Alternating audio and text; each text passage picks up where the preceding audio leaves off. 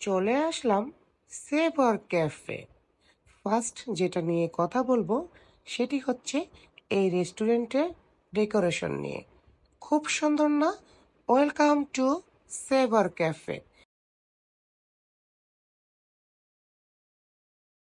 বেশি স্পেস কিন্তু এখানে ছিল না, কিন্তু যেটা ছিল সুন্দর ডেকোরেশন।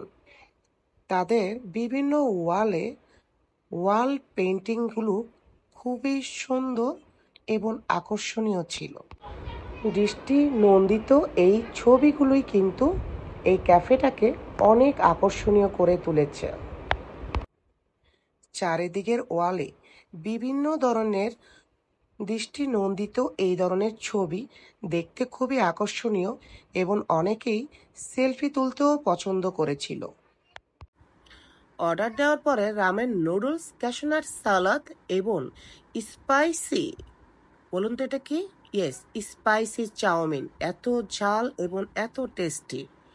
যদি যারা স্পাইসি খেতে চান, আমি তাদেরকে বলবো আপনারা এখানে এসে অবশ্যই একবার ট্রাই করে দেখতে পারেন। খুবই খুবই স্পাইসি, কিন্তু আমি কিন্তু আগেই বলে দিচ্ছি, যারা স্পাইসি খেতে পারেন না তারা কিন্তু ভুলেও এটা ট্রাই করবেন না। এটা কিন্তু খুবই স্পাইসি ছিল। এখানে ক্যাপসিকাম ছিল, আরও অনেক কিছু ছিল, চিকেন ছিল, ভেজিটেবল ছিল, কিন্তু খুবই স্পাইসি হয়েছিল। মাশরুমও ছিল।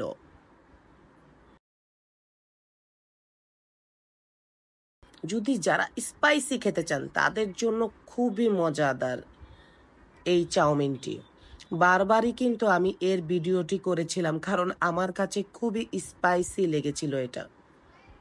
আপনারা অবশ্যই এটা ট্রাই করে দেখতে পারেন। তাহলে দেরি না করে মিরপুর 2 আবেশ রেস্টুরেন্টের পাশে সেভার ক্যাফেতে চলে আসতে পারেন আমার মতো। প্রাইস কিন্তু খুবই কমই ছিল, তেমন একটা বেশি ছিল না। আমার কাছে ভালো লেগেছে। আপনাদের কাছে কেমন লাগলো কমেন্টস করে জানাবেন অবশ্যই। এখানে কিন্তু সবাই রেগুলার কাস্টমার, দেখতেই পাচ্ছেন।